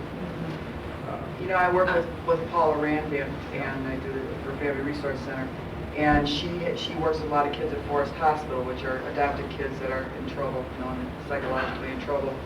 And I go and talk to some of these kids sometimes as a birth mother, just to see what their reaction is to a birth mother.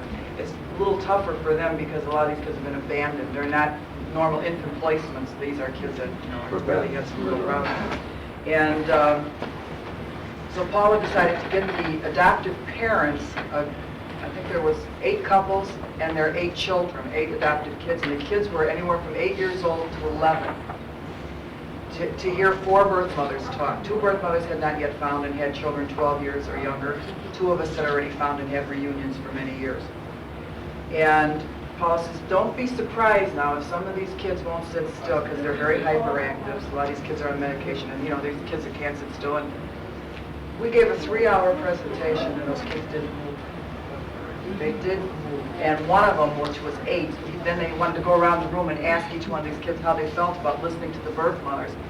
And this 8-year-old, I looked at him and I couldn't believe this kid. He says, well, first of all, I would like to thank all you birth mothers for being here to give this wonderful presentation. I thought, is this kid a midget, or they got a ringer in here, or what? I never saw an 8-year-old kid like that before. But he was just wonderful, and they were just so intent on hearing. They related to a birth mother that the woman wasn't some kind of a horrible monster that didn't want them. She was real. Every adoptive child has 2 birth mothers in their mind. One is the actress, goddess, fairy princess, and the other is the whore. Yeah. Those are the 2 images, and to see somebody that doesn't fit either image is mind-blowing, It just, So were their parents. Their parents. absolutely, absolutely. Well, we have about 10 minutes. Does anybody else have a question or a concern that we ought to be looking at that we haven't? Well, you said earlier, just sort of something to close with, that Barbara, you thought Barbara had affected the change in your agency. How was that? What were the things that made the most change? What are the things that didn't help the agency change? And for those of us who are trying to push agencies from the outside. Okay. Well, see if I can point Other than that she was on your doorstep all the time. I Well, presume. there was, Not really. no, she was the first persistent, articulate voice pressing the agency. We got it from random parents, from random birth mothers, but here was somebody articulating a position, persistently articulating, wearing me down in a sense, and representing, I knew, a collective they out there with whom I was out of touch. So the communication, the persistence in the communication and the articulation, then the invitation to participate, to get involved, to come to a Truth Seekers meeting, to get involved in a Truth Seekers conference. And again, the first time I went to a meeting or a conference, Pat her on the back. it is a shock. It is a shock. And all of you remember the first time you went to a group meeting, whatever your role, the first time you went to a group of adopted parents or birth parents, it is a shock to see so many other people, experiences and feeling some of what you are in touch with and being open about that feeling. Every time I go to a Truth Seekers meeting, it happens. There's always somebody who stands up and says, you know, you can go around and say who you are, I'm a birth parent, I'm adopted. There's always at least one birth parent, at least in the times I've been there, who says, I'm a birth parent, this is the first time I've ever said that out loud. And that's a powerful impact to everybody that's heard it 1,000 times, and when you hear it the first time, and I heard it first in a Truth Seekers meeting, that has to have some impact. I'm thinking, my God, what have we done to these people that we have kept them bottled up all these years? Now, we are more apt to have contact with adoptive parents and adoptive persons than we are with birth parents, we agency people. There's not a lot of birth parents historically have come back to it. Barbara and I did a little study research in terms of who comes back to whom, and we tend to get adoptive children and parents more, and birth mothers tend to go more. If there's a breakdown, doesn't divide evenly, but more birth parents go to the support group to make a search contact, and more adoptive parents and adoptive families would come to the agency first. So that we were less in touch with the birth parents. But it isn't that. It was the impact of the emotion that the agency isolates itself from. And you can see it one by one, but you tend then to think of it as Mrs. Jones or Tom Smith or Mary Anderson. And when you see it in the group, there's a tremendous impact, like at this conference. And agency people need to experience and feel that. And they don't get it unless they are threatened, bribed, coerced, encouraged to participate. So that's the second thing. First is the persistence and the clarity of the message. The second is the invitation to drink at the fountain, if you will, to share at the table, to participate in the process. Something else about the adoption agency. I heard they'd raised the price to $10,000. But my neighbor's the RN. She went back to New York, where she come from, to adopt a child. They popped the price to her $10,000. And then this little girl in Nashville there, she can't have any children. She lost one in adoption. She's trying to adopt. They told her it cost her $10,000, and they'll take that out of her and her husband's wages weekly. And $10,000 for a child now, you know, and they're good people. They take good care of them. Well, I mean, that's barbaric. Children are not for sale. I mean, There's a lot. in Miami, yeah. Well, Right. let me wind What up. was your third? Come on. All right, the first was the persistence, the second was the closure.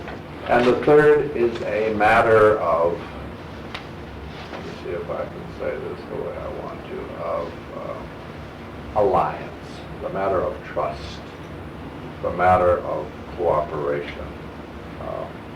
There was, I can't speak for Barbara, but I think I'm accurate, there was initially a, mistrust may be too strong a word, at least a tension between us, because I knew this lady was going to put me on the spot one way or the other. And I did not need to deal with one more person putting me on. I had clients who were waiting to see me, and I did not need to call Ms. Gagnon one more time on this.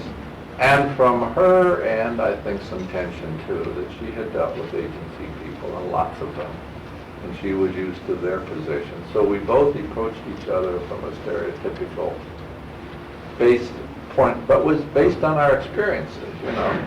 And the third thing is to develop the comfort and the relationship that one does with that, and to move out of the stereotypical positions, that all social workers and all agencies are always controlling and hostile, and all birth parents, adoptive parents, and adopted persons returning to the agency aren't always there to make us feel guilty and uncomfortable. That there is, after all, something we share in common, a lot we share in common, and that in a sense the triangle has, I don't like the idea. Some people say it's really a square rather than triangle because the agency's involvement. I don't like that image because I don't think that's where the agency should be. It's still a triangle. But I like us sort of dancing around on the outside and sometimes coming on the inside of that triangle and somehow feeling a part of what goes on in adoptive families' lives and in birth parents' lives beyond the adoption, and being involved and participating and somehow developing trust. I guess that's the best word I can I'd like to just say one thing, as far as something you said this morning about what's your next step if you get open records. A lot of people have asked members like myself, or group leaders like myself, wow, won't you be happy if they get open records? And you guys, what will happen to you guys? You'll be out of business. Hardly. Good. We're not in business anyway, we don't make any money. I said, but when I think about that, it's really not true. Well, there's going to be much more of a need for us if there's open records, because we need to be there. That support, I would rather that they would just give them the information. They give them the information with open records. We can help them search like this, and we can work with them easily instead of making them sit there and tear their hair out while they're searching and getting support. So there will always be a need for us. There'll be more of a need. See, the record is a key. It's not a solution. It's a key that opens the door. And we need now to think With about open what... records, you probably have more customers. Absolutely. But I want to move beyond that because I think open records and that still only touches a part of the reform that needs to be done in adoption, and that there's no way it's going to get done if the agency relies only on its own experiences, valid as those are. So a lot of it is getting past that stereotype of keeping Absolutely. people apart. Absolutely. And in part, you see, this is the agency myth of confidentiality and all those things that's getting our way. And I don't want to take your secrets on the street, but I don't want to be bound to keep your secrets from each other. We really have And the to truth move. of the matter is, and particularly, we deal a lot in dealing with communities of color in doing searches. My God, in any large urban area, Sure. we found people by going to the postman, and we've all learned that the secrets are pretty mythological That's anyway, right. but social workers keep thinking. That's part of our need to control. Thank you very much for Thank joining you. us. Thank you.